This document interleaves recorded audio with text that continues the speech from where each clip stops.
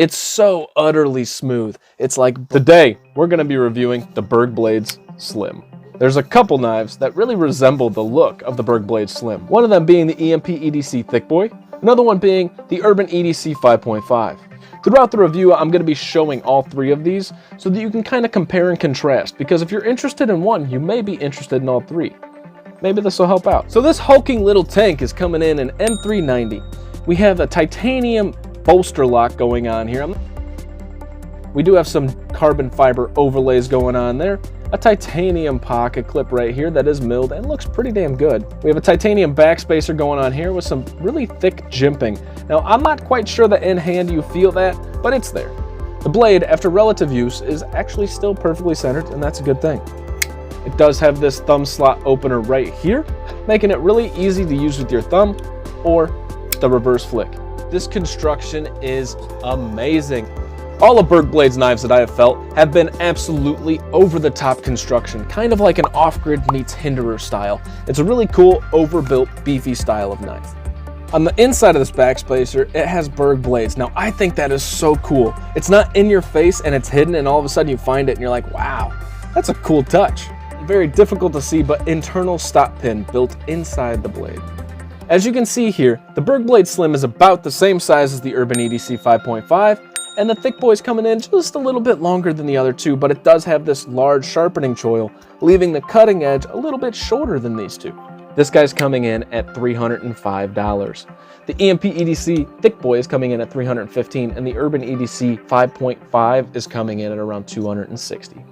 The weight of this guy's coming in at a whopping 4.8 ounces. For a knife that's under 7 inches, 4.8 ounces is quite a bit of weight. But that's really what makes this guy so unique and fun. A good knife to compare with the size is the Civivi Elementum. The Rat Model 2, the bug out's coming in just a little bit longer. And here it is up against the Hinderer XM18 3-inch. I bet you're wondering, is there anything bad about this knife? Well, let's see. The only thing that I could talk about this knife being not the greatest is that it is a pocket tank.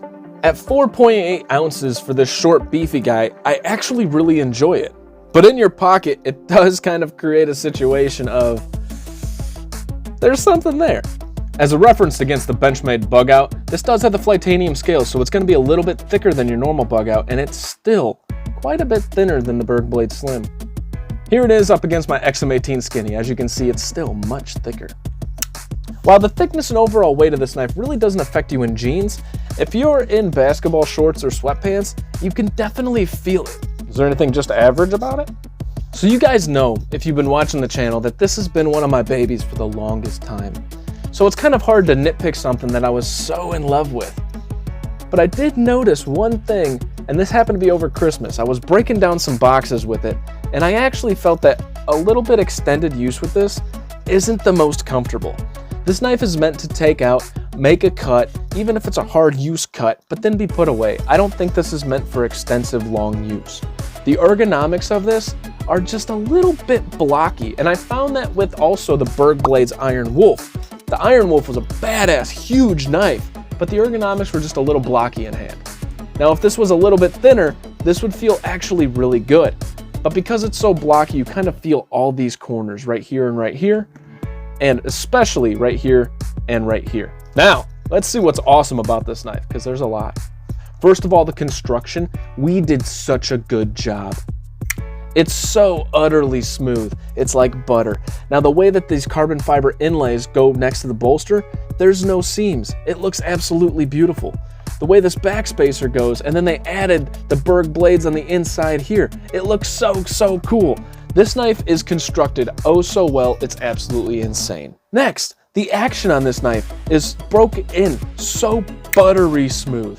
It's, oh my goodness, this is one of those fidgety dreams. It is so much fun and just overall so easy to manipulate. Next, the use of this short, fat, cleaver style sheep's foot blade is so good. It's one of those things that you can find yourself using in every situation. Any simple cut, open up a box, pop a zip tie. I mean, this works out really well for most everyday uses.